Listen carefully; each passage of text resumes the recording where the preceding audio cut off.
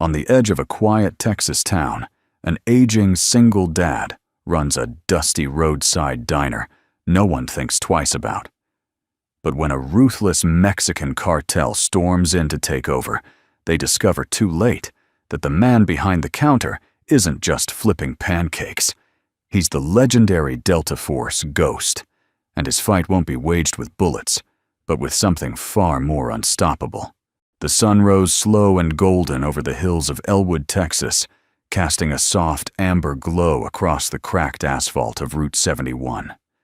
The dust in the air shimmered like memory. A wind chime outside Brooks's diner jingled faintly in the morning breeze. An old cowboy boot spur tied with a bent spoon, a nod to the past, like everything else around here. Inside, the diner smelled of fresh brewed coffee and bacon grease, the kind of smell that whispered, home, not fancy, but warm. Clean vinyl booths lined the windows. Behind the long counter stood a man who didn't say much, didn't need to. Daniel Brooks, silver in his beard lines and his face, not from age, but from knowing too much.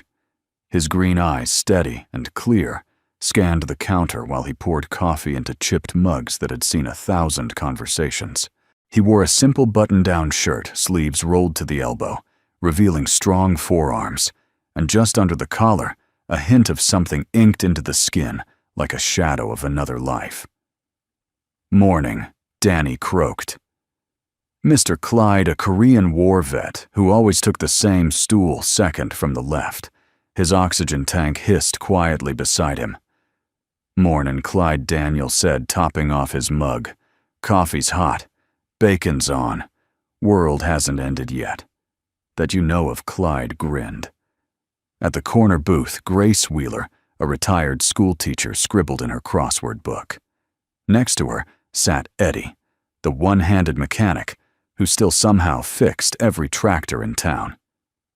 Behind the counter, Lila, barely 24, worked the register, her dark hair pulled up in a lazy bun. She glanced nervously at the front door, each time it creaked, ever since last week, when rumors about strangers sniffing around town had started. Tommy, eggs ready? Daniel called into the back. A voice cracked from the kitchen.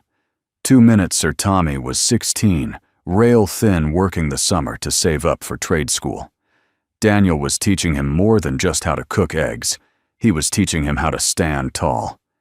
The jukebox crackled to life, and the voice of John Denver filled the room. Take me home, country roads. Daniel smiled faintly.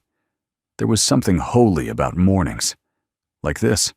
Simple, slow, decent, and fragile. He wiped the counter without looking like a man whose hands remembered more than his eyes needed to see. Across from him, Lila leaned in. You ever get the feeling like something's about to happen, but you don't know what? She asked, not quite joking. Daniel didn't answer right away. He just looked out the window. 3 black SUVs were rolling up the road, dust clouds kicking up behind them like storms on the horizon. I do now, he said quietly. The vehicle slowed, then parked directly in front of the diner engines, rumbling low. Every conversation in the room stilled. Even the jukebox seemed to drop into silence. Doors opened. Men stepped out, 5, no 6 of them. Tattoos, gold chains, sharp eyes. Their leader wore a leather jacket in the Texas heat, clean-shaven head gleaming under the sun. He moved with the confidence of someone who'd never been told no, or if he had, didn't listen. They walked into the diner like they owned it. Daniel didn't move. He simply watched as the leader approached the counter, scanned the place, then looked directly at him. You Daniel Brooks? The man asked. I am Daniel, replied, voice steady. Coffee, the man chuckled, nodding once. Sure, black, and one for my friends, too. Daniel poured 6 mugs without breaking eye contact. He set them down carefully, one by one. The man sipped. Not bad. Name's Carlos Vega. I don't believe in small talk, so I'll make this quick. He leaned forward, voice dropping low. This town. From today forward, it belongs to us. That includes your little diner here. You pay what we say. You smile when we say. You close when we say. Got it. Lila froze at the register. Grace looked up from her crossword eyes narrowing. Eddie's jaw clenched, one hand curling into a fist on the table. Daniel didn't flinch. He met Carlos's stare with something calm. Not defiance, not submission. Something older. I see, he said. You'll be wanting breakfast then. Carlos blinked. What I figure if you're planning on threatening people all day, you'll need something in your stomach, Daniel said, wiping the counter. We've got biscuits coming out of the oven, eggs just about done. Might as well eat like kings while you plan your conquest. Behind him, Tommy peeked out from the kitchen, eyes wide. Daniel gave him the slightest nod. Stay calm. Carlos smiled, slow and dangerous. You're either brave or stupid, old man, Daniel replied, deadpan. There's a thin line between the two. I walk it every morning. One of Carlos's men chuckled. The tension cracked just a little. Carlos leaned back. We'll be back, he said. Enjoy your quiet while it lasts. They drained their mugs and walked out the door, slamming shut behind them. Only once the SUVs disappeared down the road did the diner breathe again. Tommy whispered, Who are they? People who mistake fear for respect, Daniel said simply.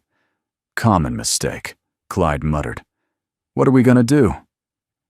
Danny, Daniel's eyes were far away now, somewhere none of them could follow. I'll think of something. That night, after everyone had gone, and the diner lights were dim, Daniel unlocked a cabinet beneath the register.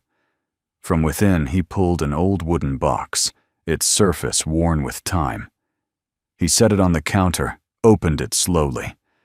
Inside lay a folded American flag, a brass Delta Force pin, a single black and white photograph of men in camouflage, and a letter edges, curled written in a woman's hand. He unfolded it with care. Read the first line again, as he had, 100 times. If you're reading this, it means you made it back, and I didn't. He closed his eyes.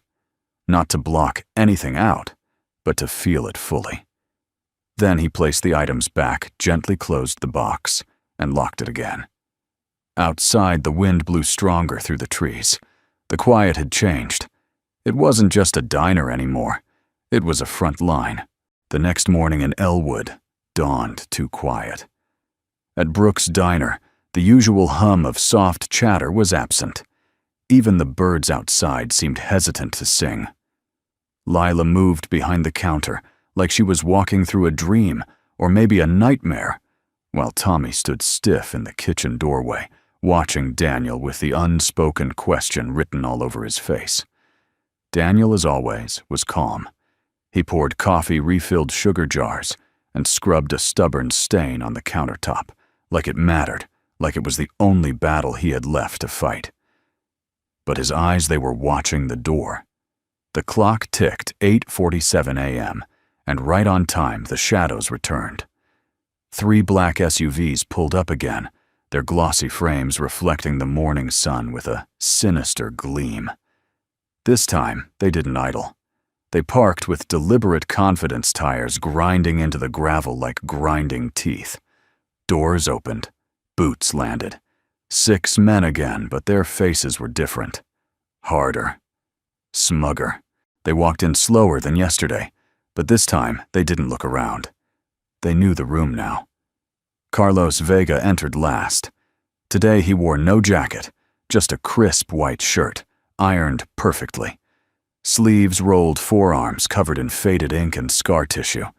His gold watch caught the sunlight like a silent trumpet announcing war. He walked up to the counter and locked eyes with Daniel. "Morning," he said flatly. Daniel nodded. "Coffee?" Carlos didn't smile. "No. Today's not a coffee day." The men fanned out.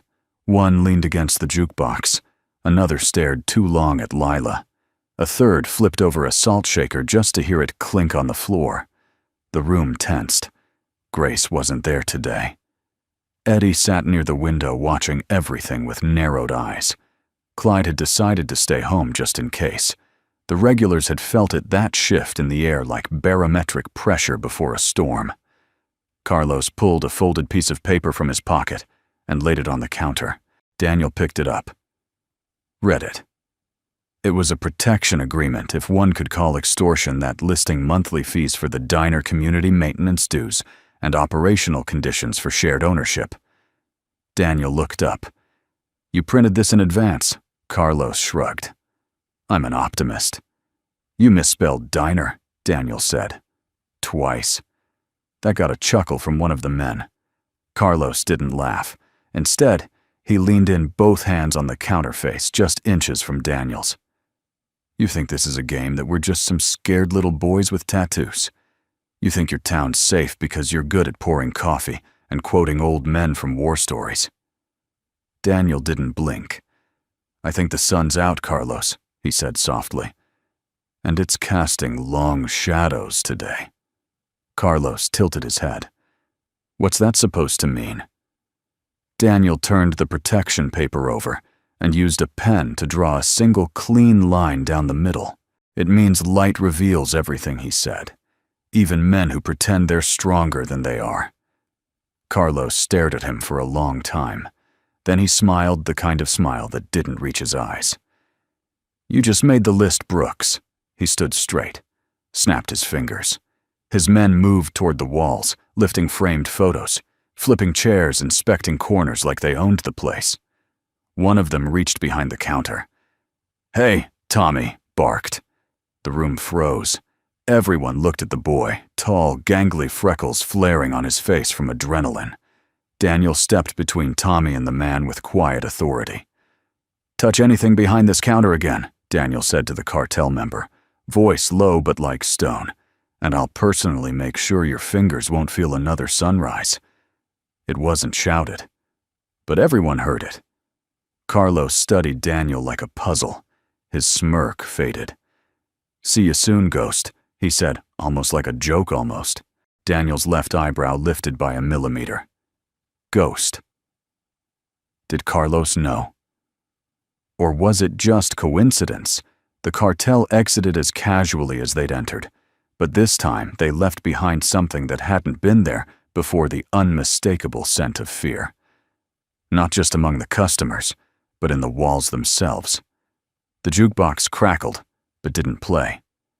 Daniel looked at Lila, whose hands were shaking as she cleaned the same spot on the countertop, again and again.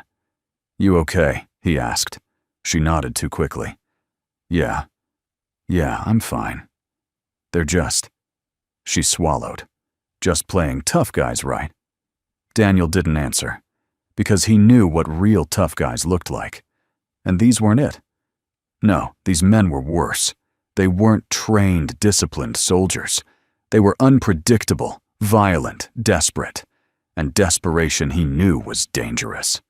That afternoon, Daniel sat alone in the back booth, the one no one ever used because it was too close to the swinging kitchen doors. He unfolded a small town map and laid it across the table. Then, from his back pocket, he pulled a black Sharpie. He circled the diner, the gas station, the church, the post office. Then drew lines, movement, paths, angles, bottlenecks. He wasn't planning a war. He was preventing one. Tommy came over, hesitated. Mr. Brooks. Daniel looked up. Who? Who are you really? Daniel stared at the boy for a long time. Then quietly he said, just a man who's seen what happens when good people do nothing. Tommy nodded slowly. Do you think we can stop them? Daniel folded the map again, slid it into his shirt pocket. We don't stop them with guns, Tommy. We stop them with each other. That night, the wind picked up across the empty streets of Elwood. Leaves skittered down cracked sidewalks. The neon sign outside Brooks' diner flickered faintly. Open still glowed, even though the door was locked and the stools had been flipped. Inside, Daniel sat alone at the counter, his hands wrapped around a chipped mug of black coffee. He hadn't touched it in 20 minutes. Across the street, the sheriff's cruiser idled beneath a broken street lamp. The man inside, Sheriff Roy Dalton, watched the diner with tired eyes and a jaw that hadn't unclenched since breakfast. He finally stepped out, adjusted his belt, and crossed the road. Daniel didn't look up when the door opened. "Evening, Roy," he said, voice low. "Diner's closed," Roy replied. "Coffee isn't." The sheriff slid onto a stool, resting his forearms on the counter, like he'd done it 1,000 times before. In truth, he hadn't. Not since his wife passed 5 years ago. Not since Daniel moved to town. He watched Daniel for a moment, then asked quietly, "You plan on fighting them?" Daniel didn't answer right away. He reached behind the counter, poured Roy a cup, and slid it over. "They made threats," Roy added. "The kind we don't usually ignore." "Then why are we ignoring them?" Daniel asked. Roy looked down, stirred his coffee. "Because I've got 3 deputies. One's 68. One's scared of his own sidearm. And the last one's nephew just got caught running weed for these cartel boys 6 months ago. We're outgunned, outmanned, and out of time." Daniel nodded. Roy leaned in. "I know you're not just a cook, Daniel." Daniel's eyes finally lifted. "No," Roy's voice dropped. "You move like a soldier. You speak like a man used to giving orders, not just taking them. The way you stood between Tommy and that punk yesterday. Hell, the way you held your ground without blinking. That's not diner reflexes. That's war muscle memory." A long silence passed. Then Daniel said almost gently, "That war's over." Roy smiled without warmth. "Maybe for you. Not for Elwood." He stood, drained his coffee, and set a few crumpled bills on the counter. Then he paused. "You fought in Iraq," Daniel shook his head. "Afghanistan, another shake." Roy frowned. Then where Daniel stood slowly and walked to the far end of the counter. He unlocked a drawer carefully, deliberately, and pulled out a worn wooden box. He set it on the counter. The sheriff blinked. "That what I think it is?" Daniel opened the box. Inside was a velvet-lined interior faded from time and sweat. Nestled within a Delta Force insignia, a tarnished coin engraved with the number 7, and a photograph, 6 men in desert gear, their eyes hollow with the weight of things they couldn't unsee. "Operation Red Anvil," Daniel said quietly. "Colombia, 2005. Black Op. Not even the Pentagon keeps the tapes." Roy stared at him. "You're that ghost." Daniel didn't respond. He just closed the box and relocked it. Later that night, Lila stayed behind to mop. The diner was quiet again. A different kind of quiet. Heavier. She didn't speak much, just kept watching Daniel from the corner of her eye. When she finally did speak, her voice was small. Was it true? What the sheriff said. Daniel turned from wiping down the coffee machine. Depends what part. The part where you were someone else. Daniel considered. Then he nodded once. "Why'd you come here?" He looked at her. "You ever been tired of being good at something that only hurts people?" She hesitated. "No, I've only ever been good at waitressing." Daniel chuckled. "Then you're already ahead of where I was at your age." Lila tilted her head. "Why hide it?" Daniel's answer was slow. Measured. Because people treat you different when they think you're dangerous. They stop talking like neighbors. Start whispering. Start stepping around you. "But now," she asked, "now that they're here." He looked past her through the window to the distant shadows of the town he'd chosen to disappear into. "Now they'll have to decide," he said. "What's more dangerous, a man who fights, or a town that won't kneel?" That night, after Lila left, and the diner lights dimmed, Daniel descended the back stairs into the cellar. He opened an old trunk buried beneath flour bags and canned peaches. Inside a folded canvas duffel, an encrypted radio, a black combat knife wrapped in oilcloth, and a worn dog tag chain with 3 tags. He picked up the first tag. "Brooks, Daniel M. Delta Force, Oda 7211, blood type AB+. The second, Kyle, SGT, Evans T. OP Red Anvil, 10/13/2005. See you at sunrise. The third, Injamin Brooks. Dad, never miss a promise. He closed his eyes. Then he clicked the radio on. Static. Then a faint beep. A frequency only 2 people on Earth still knew. He didn't speak. Just let the signal run 3 times, then turned it off.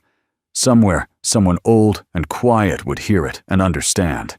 The next morning, Tommy arrived early. He found Daniel in the back booth again, sipping coffee, drawing something on a napkin. It was a map of the town, but this time it was marked with exit routes, fallback zones, line-of-sight triangles, and supply caches. Tommy asked, "Is this real?" Daniel didn't look up. Not yet. Tommy hesitated. "Can I help?" Daniel looked at him not as a boy, but as someone standing at the edge of something bigger than himself. "You still remember how to run the fryers?" Tommy grinned. "Yes, sir." "Good. We're gonna need a lot of pancakes." By noon the next day, word had already spread. Not the details, Elwood was too proud for gossip. But the air had changed. The regulars didn't show up. People crossed the street to avoid the diner, eyes lowered, as if avoiding something contagious. Even the postman, usually chatty, simply left the mail outside without stepping in. The town had tasted fear. It was bitter, and it lingered. Daniel Brooks watched all of this with calm detachment. He didn't expect help. He didn't need cheers. He needed something harder to find. He needed conviction. So he went to the one place still open, the garage behind the old fire station. The metal door was half rolled up, and a cloud of smoke curled from beneath it. Inside, a man cursed over the sound of jazz music playing from a battered radio. "Still listening to Coltrane, huh?" Daniel asked as he stepped inside. Eddie Morales looked up, face half lit by the torch in his hand. "Only thing that keeps the rust out of my bones," he said. He was shorter than Daniel, with a thick beard peppered in gray, and a prosthetic hand with faded Marine Corps etching. He'd lost the real one somewhere near Fallujah, but never said how. Just called it a bad deal over nothing. "You here for the truck?" Eddie asked. "No," Daniel replied. "I'm here for the man who used to build roadblocks out of burning tires and Humvees." Eddie stared at him. "Took you long enough." Next stop, a White House with peeling paint and a wraparound porch 2 streets down from the church. Wind chimes rattled lazily in the breeze. Daniel knocked twice. A voice inside grumbled, "If this is about siding replacement, I already told your boss, Grace." Daniel said. The door opened immediately. Grace Wheeler stood there in sweatpants and a faded U.S. Army Medical Corps shirt. Her hair was silver and tied back, and her left arm bore a jagged scar she never explained. "I figured you'd knock eventually," she said. "Come in." Inside her living room was a museum of memory, medals, photos, folded flags. A framed picture of a field hospital in Kandahar sat atop the fireplace. "I need a medic," Daniel said. She nodded, walked into the kitchen, came back with 2 mugs of instant coffee. "You're not planning a war, I hope," she said. "I'm planning on stopping one before it starts." "That's worse," she muttered. "You'll need a lot more than me. I'm gathering the old guard." Grace smiled wryly. "Then you better go find Sam." Sam Harrington hadn't worn a badge in over 10 years. He spent most of his days under the awning of his porch, whittling wood into animals he never sold. Just gave away to kids who looked like they needed something to believe in. He saw Daniel coming before he even reached the gate. "You walk like a man who finally ran out of places to hide," Sam called out. "And you sit like a man who still knows which way to aim," Daniel replied. Sam chuckled. Fair. He was tall, lean, with a limp that never healed right. He'd been sheriff back when Elwood still had 1 school and 2 churches. Retired early after a heart scare and a moral breakdown not in that order. "I need eyes," Sam Daniel said. "I need a man who can think like them, but move with us." Sam set down his carving knife. You asking me to fight, I'm asking you to stand. Just once more. Sam looked at the town from his porch. You know the funny thing about fear. Danny. What's that? It's loudest. Right before someone decides they've had enough.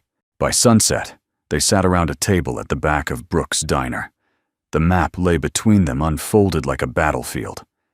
Eddie stood with arms crossed, grease still on his overalls. Grace scribbled in a worn notebook with codes and call signs Daniel hadn't heard in decades. Sam sipped iced tea ice, scanning the windows like he was back on patrol. Daniel pointed to key intersections.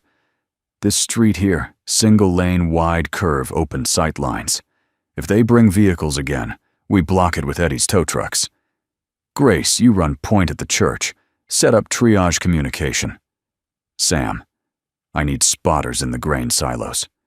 You want recon? Sam asked. I want eyes, ears, and timing. No weapons, no bloodshed. Just people showing up and saying, this is ours. Grace tapped the map. And what if they don't blink? Daniel looked up. Then we keep standing until they do. That evening, Lila returned after closing. She froze when she saw the gathering. Eddie offered her a seat. Grace slid the map over. What is this? Lila asked. It's a reminder, Daniel said, that this town is not afraid. It's just waiting to remember who it used to be.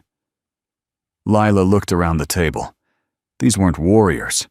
These were people who stocked shelves, patched tires, made pot roast on Sundays. But their faces, something had shifted. They were no longer flinching. They were ready. After the others left, Daniel walked out, back past the garbage bins and alley cats. The stars above Texas burned bright. He reached into his pocket and pulled out a matchbook, one he hadn't touched in years. Charlie 6. If ever again, burn once, pause, burn twice. He struck the first match, let it burn down, waited 5 seconds, struck the second. Somewhere in the dark, a satellite shifted its attention. A dormant signal chain reawakened. Daniel whispered, We're not ghosts. Not anymore. The next morning, Brooks's diner didn't open for breakfast. Instead, the blinds stayed drawn, and a closed sign hung silently in the window. Inside, the smell of coffee still lingered, but there were no customers, only maps, schematics, walkie-talkies, and a growing sense of purpose. The long center table had become a command post, cluttered with notepads, coffee mugs, and handwritten floor plans of nearly every building in Elwood. Daniel Brooks stood at the whiteboard behind the counter marker in hand. He wasn't wearing his usual shirt. Today he wore a plain olive green T-sleeves, rolled revealing strong arms marked with scars. Time and a partially visible tattoo, a falcon diving through a ring of thorns, the symbol of his old Delta unit. In front of him sat Eddie Grace, Sam Lila, and Tommy. Daniel drew a line from the diner to the gas station 2 blocks away. We're not fighting a war, he said calmly. We're staging a demonstration, one that disrupts their control, exposes their weakness, and unites this town without a single round fired. Eddie leaned forward. But if they come heavy, if they bring real muscle next time, they will, Daniel said. That's why we'll use their strength against them. He circled 4 key intersections on the map. This is what they don't understand. Elwood may be small, but it's wired. Old town wiring, yes, but usable. Every alley, every rooftop, every power box has a pattern. He pointed at Tommy. You still remember how to reboot the breaker at the gas station? Tommy blinked. Yeah. Good. You'll trigger the blackout when I give the signal. Lila raised an eyebrow. A blackout, Daniel nodded. A total one. 5 blocks. Then we play the sound. Sam narrowed his eyes. You're talking about those tapes, aren't you? Daniel allowed himself the faintest of smiles. Operation Echo Mirror. Eddie grinned. Haven't heard that name since Columbia. Lila looked confused. What sound? Daniel gestured to an old cassette deck he'd placed on the counter. He hit play. Suddenly, the diner filled with the roar of helicopter blades, the sharp crack, crack, crack of assault rifles, radio static barking orders, and the rising wail of police sirens. Tommy jumped back. Grace's hand went instinctively to her chest. Daniel hit stop. "That's a combat audio loop," he explained, "recorded from real firefights. We used it during covert ops to scatter enemy patrols. Sound travels faster than fear, and fear, when amplified, creates chaos." He tapped the speaker diagram on the whiteboard. "We'll place 4 directional speakers on rooftops around the square. When they come to make their next move, we drown them in a war they think is coming from the sky." Grace whistled. "You really don't plan on letting them fire a single bullet. I plan on making sure they never get the chance." The room went quiet. For a moment, it was almost too much. Lila finally asked, "And what about after?" "What happens when they realize it was all just noise?" Daniel looked at her with steady eyes. "By the time they realize it, the town will be standing. Together. In public. No more silence. No more hiding. That's the part they can't fight a community that refuses to be afraid." Later that afternoon, they split into groups. Sam and Eddie went to the grain silos to scout sightlines. Grace coordinated with the church and pharmacy unofficial gathering points in case of evacuation or injury.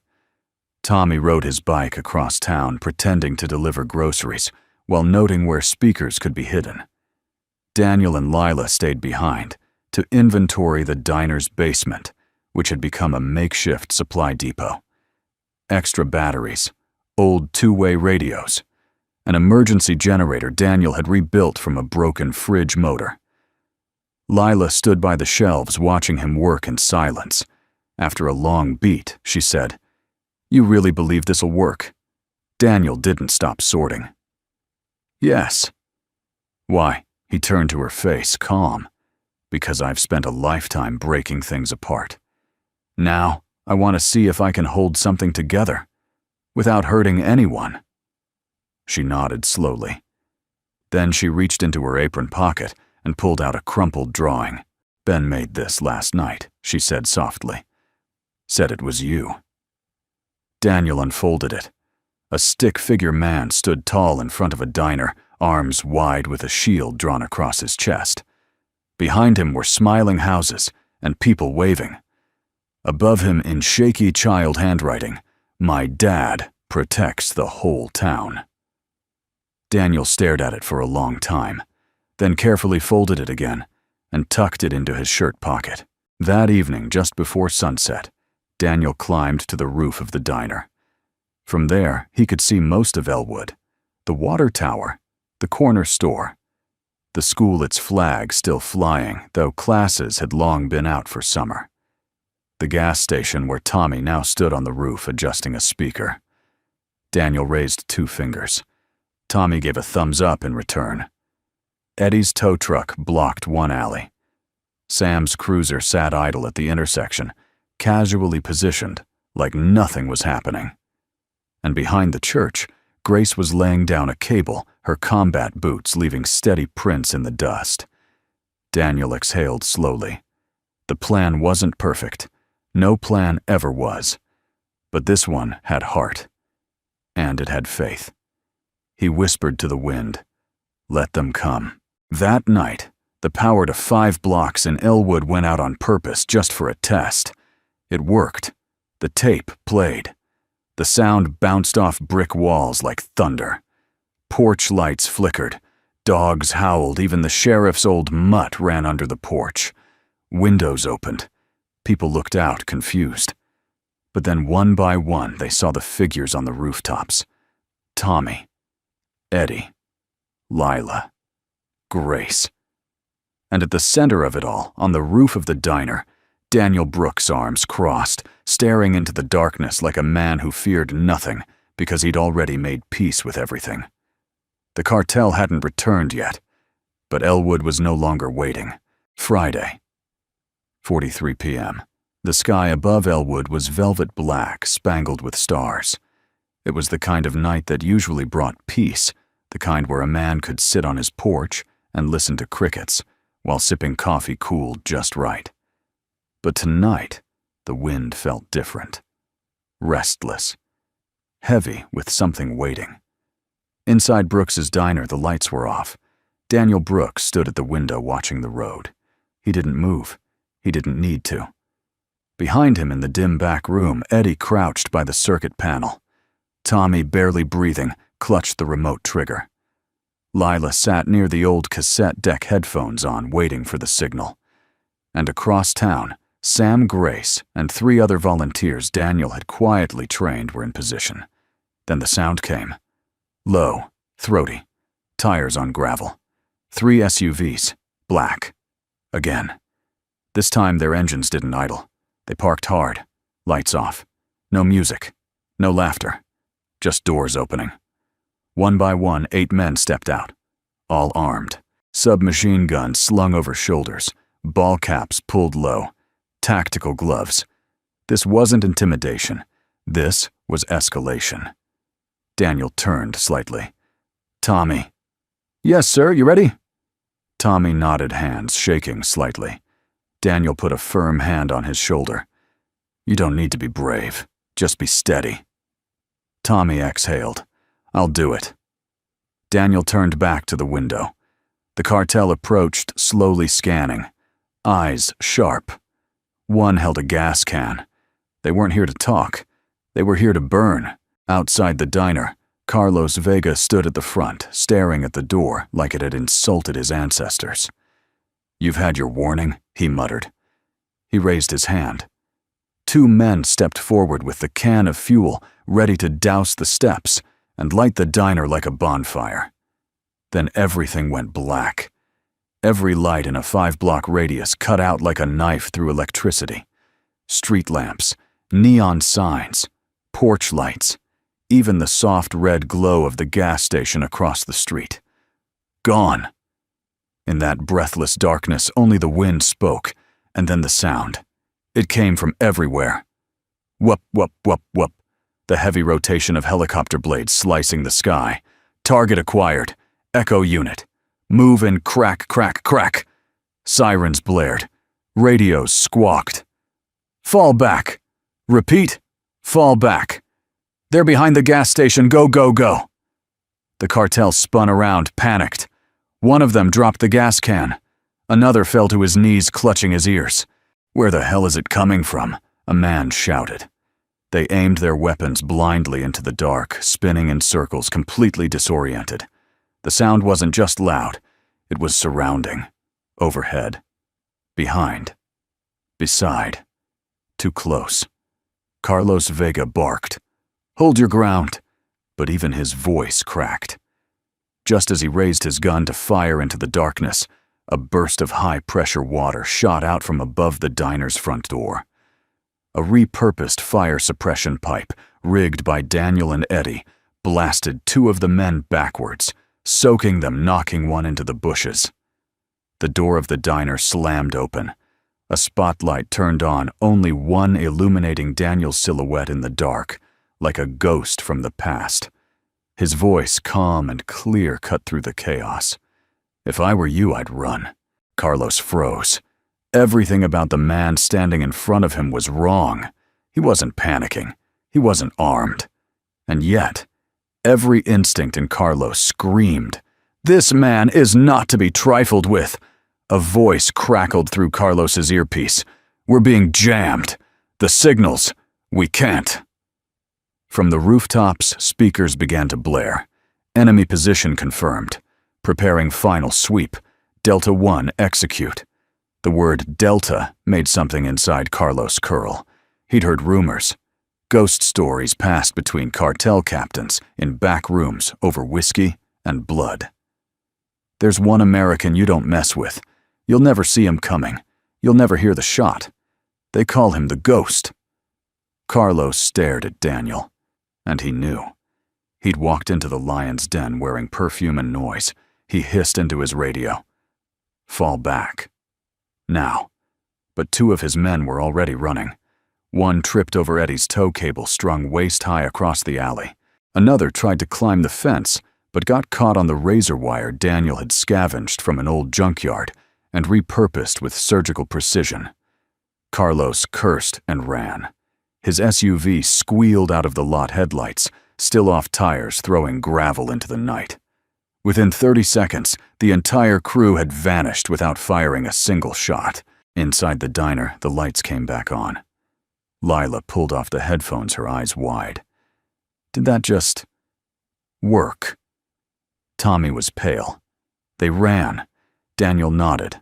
They weren't ready for a fight they couldn't see or understand. Eddie slapped the table. Hot damn, that was beautiful. I haven't seen a tactical rout like that since Baghdad. Grace walked in moments later, radio still in hand. Church and pharmacy report all clear. No injuries. One broken window at Millie's, but she says it adds character. Sam added, local phones are lighting up. People watched it all happen. From porches, store windows. A few even filmed it. They're talking Danny, saying, we saw the ghost. Daniel just smiled faintly. This isn't about me. He picked up the drawing Ben had made, still folded in his shirt pocket. He looked at it a long moment. This is about giving people permission to stop being afraid. That night, as the town slowly settled, something shifted. No one said it aloud. But the next morning, the diner was full again. Not packed, not yet, but full of the right people. Veterans, retirees, farmers, men and women who had once served, once fought, once stood for something and who now realized they'd forgotten how. Until now. Until him. The morning after the raid was unusually bright. Sunlight spilled over Elwood like a silent blessing, warming the rooftops, catching on windshields, and softening the edges of everything. The terror of the night before felt almost like a dream. Almost. But for those who had watched from their porches, who had heard the phantom helicopters, who had seen shadows fall away from Brooks' diner, like wolves scattering, it had been real. And for the first time in a long time, people weren't whispering. They were talking. They were asking questions. They were starting to believe. Inside the diner, Daniel Brooks stood at the griddle, flipping pancakes with quiet focus. The place was humming again, not chaotic, but alive. Eddie chatted with Grace at the counter. Lila took orders with a little more swing in her step. Tommy, emboldened, wore a new apron that read, Kitchen Crew, second in command. Daniel didn't say much that morning. He just watched, listened, measured. Then, mid-shift, he handed the spatula to Tommy. You're up. Tommy blinked. Seriously, Daniel nodded. Time to own your station. Tommy grinned and took over like it was the cockpit of a jet. Daniel grabbed his coat, tipped his chin at Lila, stepping out. Everything okay? She asked a bit too quickly. He paused. Just need some quiet before the storm rolls back in. He walked 2 blocks to St. Mary's Church, a small white chapel with peeling paint and a crooked steeple that had somehow survived 3 tornadoes of fire and 2 bankrupt pastors. Inside it was empty. Still. Daniel sat in the 3rd pew from the back, a soldier's habit always near the exit, and stared at the altar for a long time. His hands were folded not in prayer, but in thought. The large wooden crucifix above the pulpit caught the morning light, casting long shadows on the floor. After a moment, a voice behind him spoke. She said, "You'd come eventually." Daniel turned. Father Nolan, late 60s, lean, sun-spotted skin, and eyes that had seen too much, stepped into the aisle with a gentle smile. "She," Daniel asked. "Your wife." "Claire." Daniel's shoulders stiffened. Father Nolan walked forward and sat beside him. "She used to light candles here every Sunday you were deployed. Always said she believed in you more than God. I tried not to take it personally." Daniel smiled faintly. She was a better believer than I ever was. Silence stretched between them. Then Daniel spoke. "I spent my life trained to calculate risk, evaluate threat, execute precision. But now, he looked down at his hands. These hands used to carry rifles, breach doors, extract men in pieces. Now they flip pancakes and draw maps on napkins. Father Nolan nodded. And which of those things scares you more? Daniel's jaw tensed. The ones that make me feel. They sat in silence.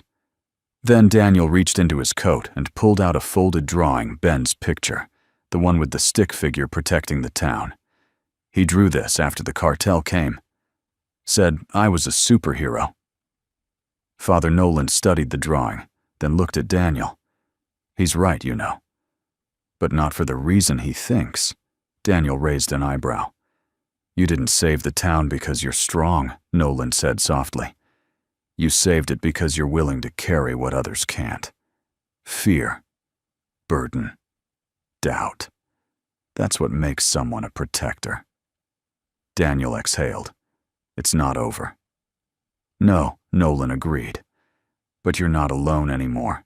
That evening, Daniel sat on the porch swing outside the diner, the sun dipping low behind the grain silos.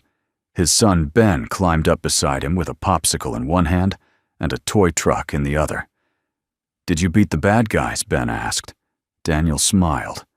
Not yet. But we made them think twice. Ben leaned against his arm. Mommy would be proud. Daniel swallowed hard. I think so too. Are they going to come back? Probably. Ben was quiet for a moment, then asked, Are you scared? Daniel looked out over the town, its tired buildings, its reborn people, its old ghosts learning to breathe again.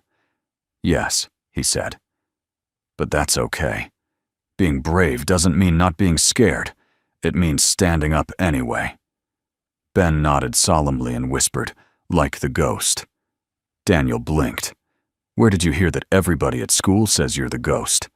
They said you made the bad guys run without even shooting. Daniel didn't confirm or deny. He just ruffled Ben's hair. You know what I really am, Ben grinned. What Daniel looked down at him with eyes full of quiet fire. I'm your dad, and that's the best job I've ever had. Later that night, just before the lights went out, Daniel stood behind the counter and pulled out the town map again. He didn't speak, but his eyes told the story. The cartel would be back, bigger, better armed, less afraid. This wasn't over, but something had changed. Not in them. In Elwood. The people who once watched from behind curtains were now asking how they could help. The silence had turned into planning. The fear had become vigilance. And Daniel, he wasn't fighting alone anymore. He folded the map, locked the doors, then stepped out under the stars and whispered into the wind. Let them come. Saturday, 10:58 p.m. The stillness over Elwood was deceptive, like the split second before lightning strikes. The air hung heavy. Every porch light was off. Windows shuttered. Radios silenced. Even the dogs didn't bark. But the town was wide awake. Hidden in grain silos behind counters under stairwells, they waited. Daniel Brooks stood on the rooftop of Brooks' Diner binoculars, in one hand, radio in the other. He saw them before he heard them. This time, they weren't trying to be subtle. 9 SUVs, at least 25 men armored tactical vests, radios, machetes, and ARs. The lead vehicle bore a cartel insignia, a black Jaguar jaws, open claws extended. They moved like they owned the night. But this wasn't their night. This was Elwood's. Positions, Daniel said into the radio. A soft click came back. Sam crouched behind an old truck by the feed mill whispered, Silos locked. Team Bravo standing by. Grace positioned in the basement of the church with her first aid station, and walkie confirmed medical ready. No casualties, Daniel. That's the rule. Eddie at the abandoned gas station laughed quietly. They're walking into a minefield of my finest distractions. Lila on the roof with Daniel nodded as she checked her signal jammers. Music cued. Speakers live. Daniel didn't smile, but his voice carried a quiet confidence. Let's bring the curtain up. The cartel stopped at the square. Carlos Vega stepped out. This time he wasn't smiling. His face was drawn, jaw-clenched, eyes shadowed by rage. A large man, scarred and muscular, flanked him. El Toro, a brutal enforcer known in cartel circles for making fear visible. Carlos raised a megaphone. "Daniel Brooks," he shouted into the empty town. "You got lucky once. That was theater. This," he gestured to his men who began to spread out. "This is real." No answer. He nodded. 4 men advanced toward the diner. 2 more broke off toward the church. Another team moved toward the silos. Then, without warning, boom! Not an explosion. A controlled burst of light and smoke rigged by Eddie with old propane valves and magnesium flares.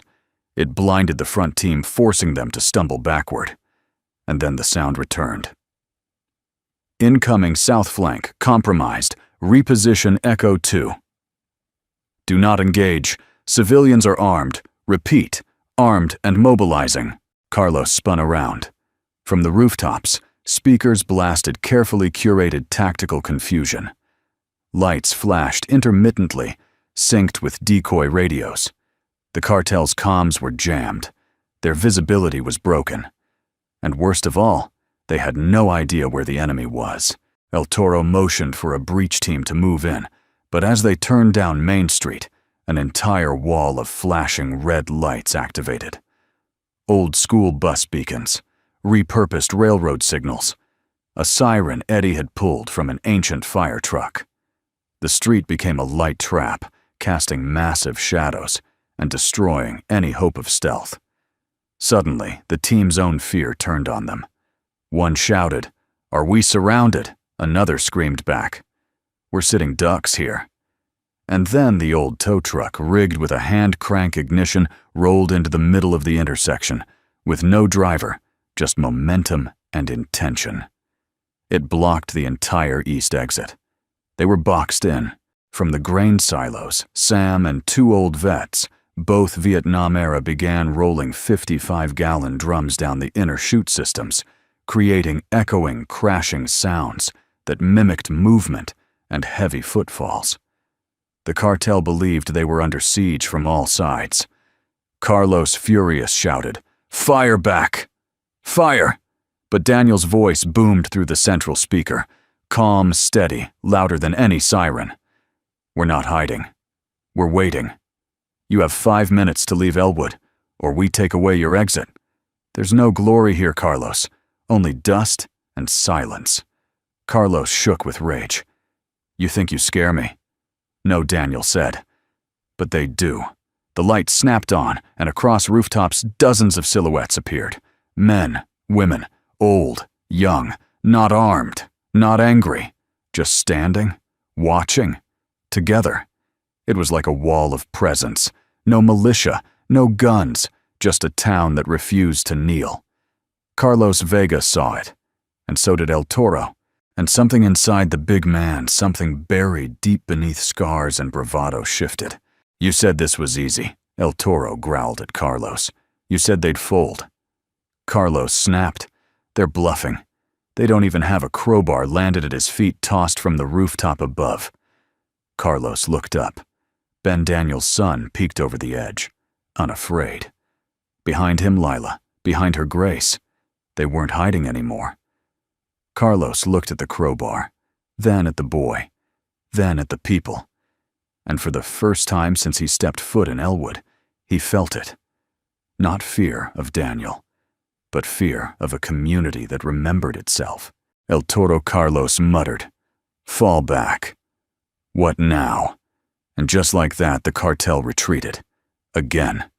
No bloodshed, no bullets, just humiliation. They peeled out in every direction, tires, screeching radios, silent dignity scattered. Back on the diner rooftop, Daniel exhaled. Lila whispered, "That actually worked." Daniel shook his head. No. They worked. He looked across the rooftops at the people still standing, and he realized something. This town hadn't needed a hero. It had needed permission. Permission to believe. Permission to stand. Permission to matter again. Later that night, The townspeople gathered in the diner not to eat, but to be together. Eddie played jazz from the jukebox. Grace handed out blankets. Sam poured coffee. And Daniel. He stood behind the counter apron on Smile Quiet and simply asked pancakes. The town had gone quiet again. But it wasn't fear. It was something else. Like the hush of a theater just before the final act. The townsfolk had returned to their homes. The lights had been turned back on. And for a moment, Elwood felt untouched, like a town suspended between memory and myth. But Daniel Brooks knew better. He stood alone in Brooks' diner, wiping the same glass for the third time, eyes fixed on the road outside. The sun was just starting to dip. The golden hour, the soft, glowing light that made even scars look like stories. The bell above the door jingled, not like a customer, like a challenge. Daniel didn't flinch. Carlos Vega stepped inside. He came alone. No goons, no weapons. Just a black shirt, boots caked with dust, and eyes that looked like they hadn't slept since the raid. Daniel set the glass down. Carlos walked slowly to the counter and sat on the same stool he had the first day. For a long time, neither spoke. Then Daniel said simply, "Coffee." Carlos gave a bitter smile. "You still think this is about hospitality?" Daniel poured the coffee, set the mug down. Steam rose between them like a thin veil. "You came here for something," he said. "Might as well name it." Carlos picked up the mug, turned it in his hands. "I came to see the man who made my crew run without firing a bullet." Daniel leaned on the counter. Calm. Steady. They ran because they believed what they saw. No, Carlos snapped. They ran because you made them believe. That's worse. He pointed toward the window. You don't have an army. You've got a church lady, a mechanic, a scared teenager, and a washed-up sheriff. You built this whole illusion, and somehow, you made it stick. Daniel's voice was quiet. It stuck because it was never an illusion. Carlos narrowed his eyes. This town was yours the minute you stopped asking it to be. Daniel met his gaze. It was theirs. I just reminded them. Carlos slammed his palm on the counter. The mug rattled. Do you know what I've done to get where I am? What I've had to give up. Daniel's voice didn't rise. It softened. I do. Carlos blinked. You think I haven't seen men like you? Daniel continued. I've seen men crawl through dirt for power, trade pieces of themselves until there's nothing left but fear in a nice suit. He leaned in slightly. You're not the first. You're just the latest. Carlos's jaw clenched. I built my empire from nothing. And now you're watching it unravel, Daniel said. Not because someone outgunned you, but because a town full of tired people decided they were done being afraid. Carlos stared at him, breathing shallow. Then he whispered, You're the ghost. Daniel didn't answer. He didn't have to. Carlos exhaled, not like surrender, but like exhaustion. Like someone who just realized he wasn't the wolf in the story after all. Silence. Then Daniel said, You came alone. Carlos nodded. They won't follow me anymore. Not after what happened. So what now? Daniel asked. Carlos looked around the diner. This place, it's not special. The booths are cracked. The menu's printed on paper. The coffee's average. He looked back at Daniel. And yet they come back. They follow you. Daniel looked down. No, he said. They follow what's possible. Carlos sat in silence for a long while. Finally, he said, I wanted to own this town, not burn it. Just control it. Put a flag in the ground, something to show the bosses. Daniel nodded. Because if you control something, it means you're not nothing. Carlos didn't respond. Daniel poured himself a cup of coffee, then added, But control isn't respect. Fear isn't loyalty. And silence isn't peace. He took a sip. You know what I've learned. Carlos raised an eyebrow. The only thing more powerful than a man who knows how to take is a man who finally learns how to give. Carlos chuckled dry and bitter. You sound like a preacher. Daniel smiled faintly. I've been mistaken for worse. They sat for a moment longer. Then Carlos stood. He reached into his pocket and pulled out a folded paper, the original protection contract, now creased, dirty, and stained with coffee. He tore it in half, then in half again, then set the pieces on the counter. I won't be back, he said. Daniel nodded. I know. Carlos turned to leave. At the door, he paused. Is it true? Daniel looked up. What, that you used to take down entire compounds with 6 men and a compass? Daniel gave the smallest grin. Sometimes we didn't even have the compass. Carlos smirked. And then he was gone. Outside, the wind picked up. Daniel stood at the door, watching the dust trail vanish down the road. Lila approached quietly behind him. He came to surrender. Daniel shook his head. He came to remember he's still human. She looked out. Will he come back? Maybe, Daniel said. But if he does, he won't come as a threat. She smiled. That's the kind of battle only you could win. He looked at her. Not me, he said. The diner did. That night, Daniel sat on the steps outside. Ben curled against his side, fast asleep. The stars were out. The town was quiet. And somewhere in the distance, a nightbird sang. Eddie passed by with 2 mugs of cocoa. You think we're done? He asked. Daniel took. The mug sipped. No, he said. But I think we've turned the page. Sunday. Just past noon. Church bells rang over Elwood, clear and calm. Kids chased each other down Main Street again. The diner's bell chimed with the sound of customers, not invaders. Life, cautious but courageous, was returning. But inside Brooks's diner, Daniel Brooks wasn't smiling. He was watching, listening, and waiting. Because he knew the quiet that follows a storm isn't always peace. Sometimes it's the moment just before the world shifts under your feet. In the back room, Daniel unrolled the final layer of his plan. Not a map, not a schematic, but a printed network log. On it were digital access timestamps, camera syncs, and transmission records. Lila walked in, frowning. What is that? Daniel looked up. Proof of what he didn't answer. Instead, he walked to the wall-mounted television, turned the volume up slightly. The screen showed a breaking news report from San Antonio.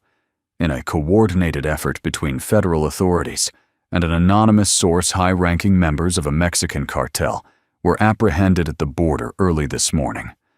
Among them, Miguel Vargas, suspected lieutenant to cartel leader Carlos Vega. Lila's eyes widened. No way, Daniel nodded. I've been feeding them data for weeks, since the first day Carlos walked in. She stared at him. How he pointed to the old jukebox, wired through the wall. The backup cable modem still runs under the floorboards. I tapped it into the defunct surveillance hub from the fire station, bounced the signals through the church tower repeater. She blinked. You built a covert surveillance system from broken diner tech. He shrugged. And a little help from an old CIA friend who owed me a favor. Flashback. 2 weeks earlier. Daniel sat alone in the cellar, radio crackling in his ear. You're asking me to trace cartel movement across state lines through an abandoned town hub, the voice said. Daniel, that's right. And you want it admissible. I want it irrefutable. Why not just bring in the feds? Now Daniel looked around at the dusty, dark room. Because Elwood doesn't need rescue. It needs redemption. You always were the poetic one. Now back in the present, Daniel handed Lila a flash drive. Encrypted, he said. If anything happens to me, you get this to the sheriff. She shook her head. Don't talk like that. I'm not planning to leave, Daniel replied. But plans change. The diner door opened. Sheriff Roy Dalton stepped in, hat in hand. "They're here." Daniel nodded. He turned to Lila. "You remember the story of David and Goliath?" She nodded slowly.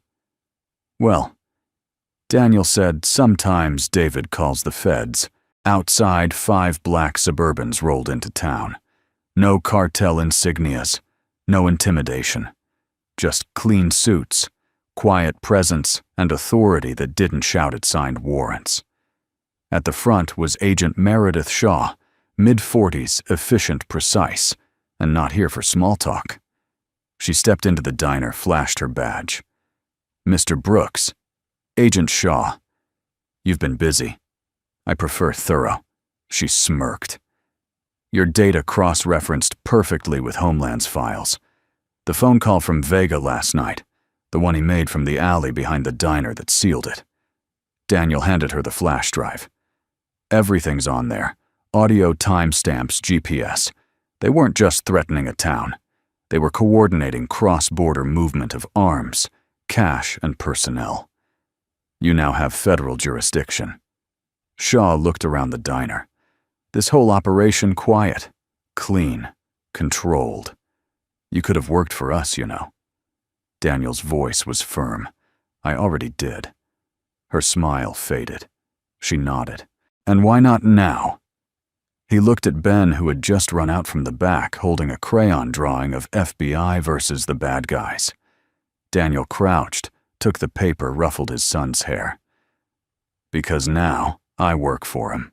An hour later, as the townsfolk watched from sidewalks and storefronts, FBI agents swept through the outskirts, not in a flurry of sirens, but in coordinated silence. They seized 3 safe houses, found stashes of cartel weapons, and apprehended 2 members who had tried to blend in as drifters. The entire operation lasted under 30 minutes. Elwood never even lost its power this time. Back at the diner, Agent Shaw returned with a final report. "It's done," she said. "You won't be seeing them again. Vega's inner circle is fractured. Without Vargas, he's a ghost." Daniel raised an eyebrow. "That name's taken." She smiled, then added, "You'll be getting a commendation letter from the Bureau. I'll pass." She blinked. Why, Daniel gestured around him. The diner, the people, the coffee brewing, the sound of Ben laughing in the kitchen. "This is all the reward I need." That evening the town gathered for an impromptu dinner. Not a celebration, just a shared breath. A moment of knowing they were no longer prey, but people again. Eddie grilled burgers behind the diner. Grace organized folding chairs. Sam told stories of his first traffic stop in '78. Lila strung up paper lanterns across the alley. And Daniel. He sat quietly at a side table watching them. Not like a leader, but like a father watching his family heal. Sheriff Dalton sat beside him. "You know, for a guy who says he doesn't want attention, you sure know how to make an entrance," Daniel chuckled. "I've always preferred exits." Roy took a sip of his lemonade. "So what now?" Daniel looked out across the crowd. "Now," he said. "Now we build something no one can burn down." The courthouse in San Antonio didn't look like a battlefield. But Daniel Brooks had learned long ago, battlefields didn't always wear camouflage.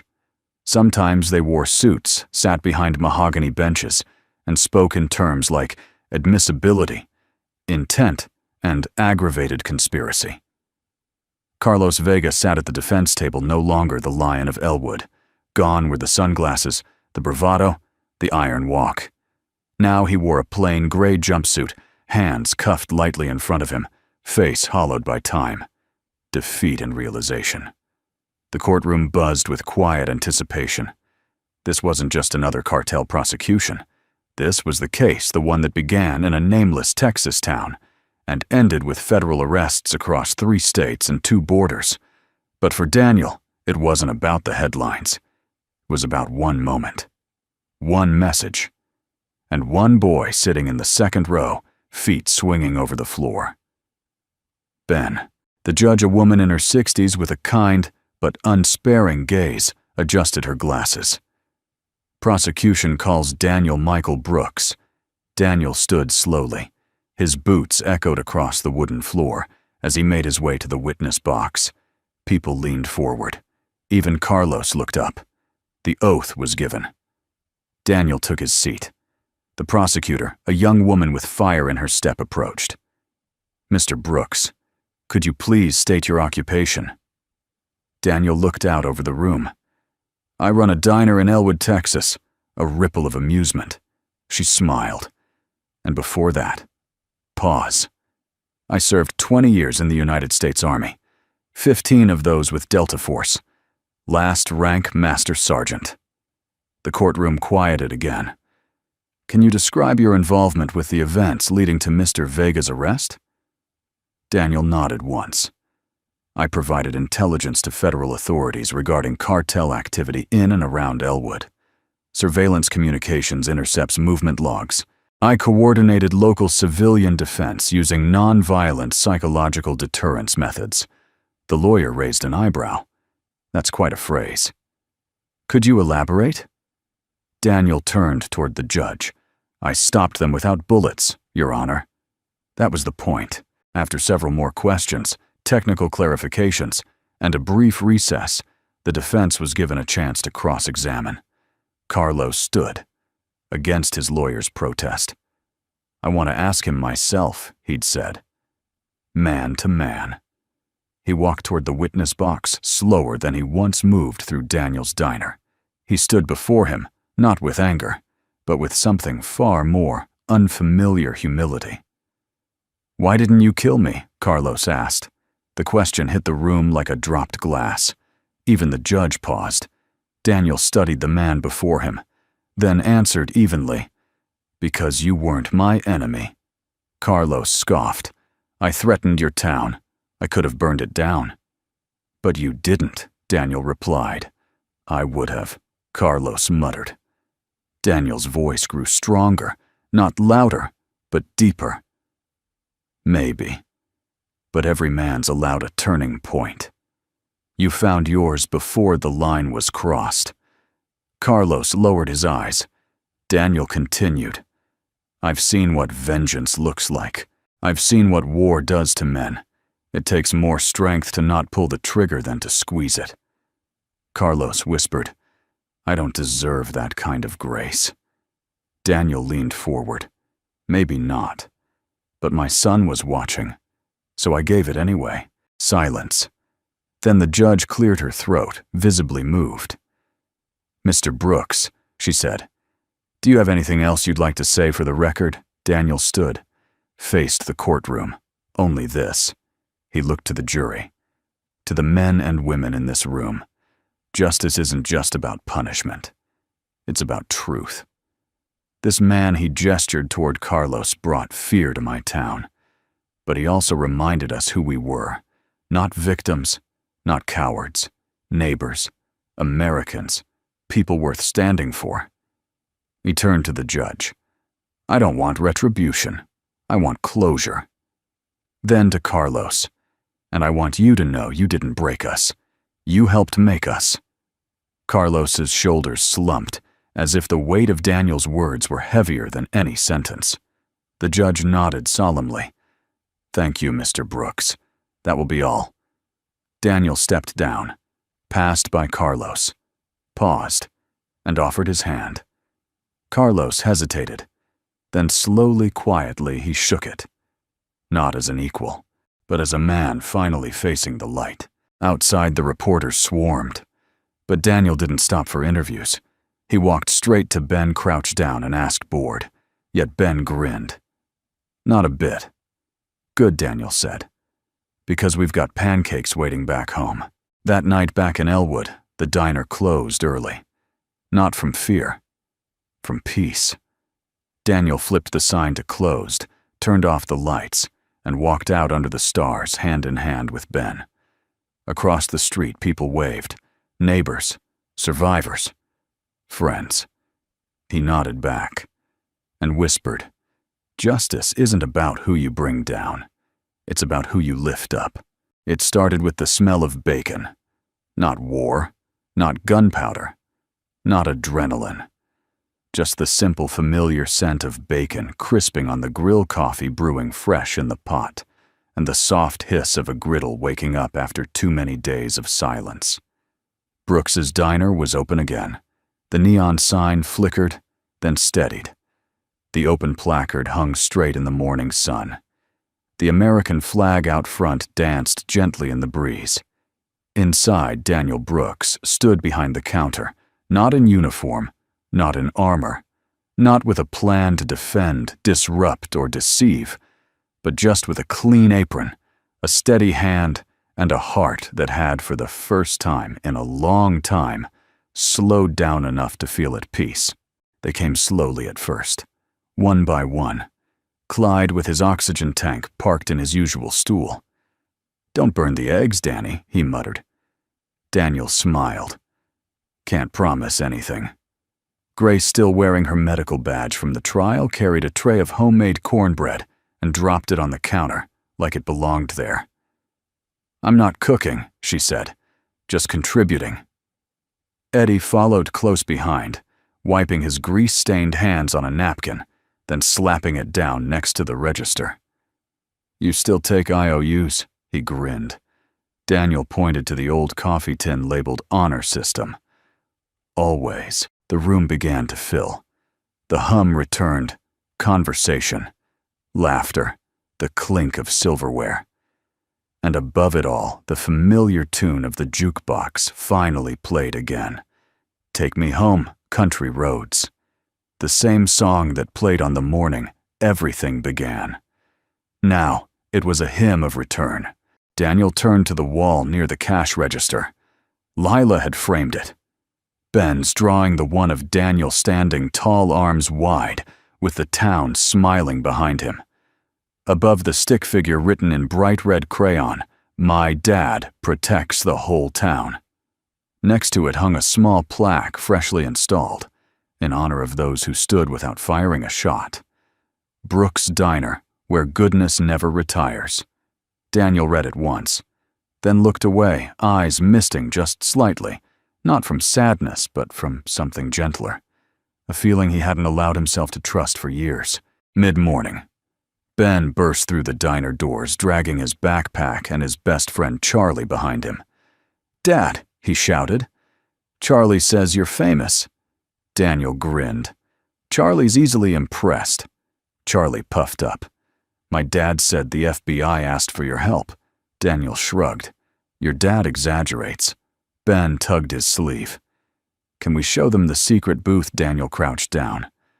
"Only if you promise not to tell them where the napkin plans were drawn." Charlie gasped. "You drew war plans on napkins." Daniel winked. "The most important ones." Lila leaned on the counter, arms crossed, watching it all. "Healing looks good on this place," she said. Daniel nodded. "Takes time." She smiled gently. "You ever think about keeping it that way? No more radios hidden in jukeboxes." "I think I'm done fighting," Daniel said. Then he paused. "But I'm not done standing." At noon, the diner hit full capacity. People lined up outside. Some brought pies. Some brought nothing but stories. Everyone brought presents. Even Sheriff Roy Dalton stopped by in uniform, not to investigate, but to order a double cheeseburger and sit with Eddie like it was 1979. And then something unexpected happened. Ben climbed onto a stool and tapped a spoon against his juice glass. "Excuse me," he said a little too loud for his size. The room quieted. Ben looked around. "My dad says we don't win by hurting. We win by helping. So I think we should help him, even if he never asks." Laughter. Applause. And Grace, with her classic timing, called out. "Then somebody help him clean the grill before he burns the pancakes." Late afternoon faded into gold. People trickled out slowly, like they didn't want the moment to end. Daniel stepped outside, dish towel slung over his shoulder. The sun was setting. And for the first time in what felt like a lifetime, there was no threat on the horizon. Only light. And the long shadow of a man who had stood still, long enough to let others find their strength again. That night, after the last dish was washed, the chairs stacked, and the register locked, Daniel sat alone in the back booth. The same booth where maps had been drawn, where fears had been named. Now there was only quiet and peace. He took a deep breath, folded his hands, and whispered, "Let them come. Let them see what we've built. But let them know this town won't need me next time. They've got each other now." He stood, turned off the last light, and stepped out into the night.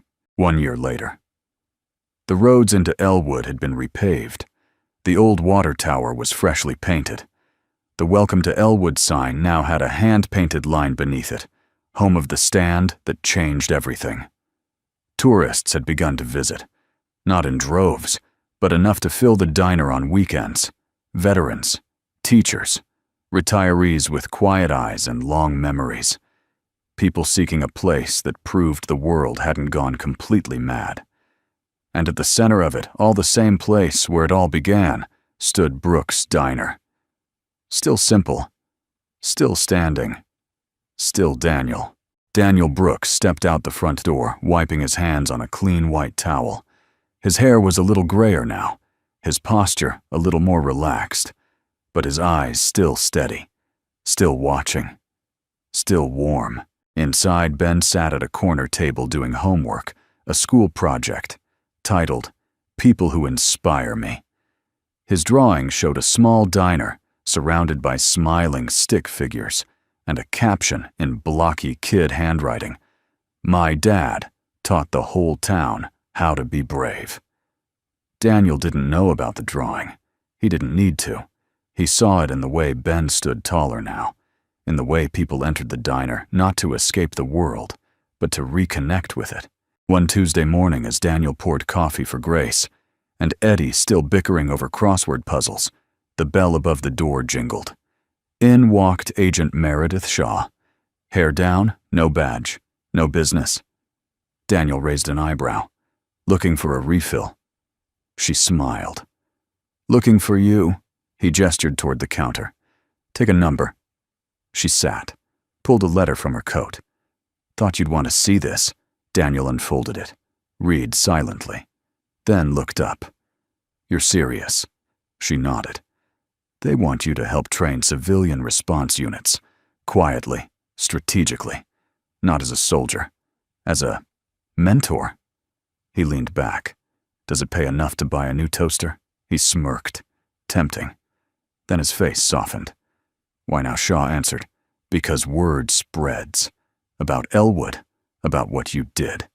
There are towns out there scared, splintered, hollowed out that need more than fences. They need a reason to believe again." Daniel looked out the window. Ben waved from across the street carrying flyers for the school's Kindness Week. He turned back. "Okay," he said, "but only part-time." That spring, Daniel began driving out every other weekend, helping veterans groups, community centers, small towns no one had heard of. He didn't bring tactics, he brought stories, and he listened.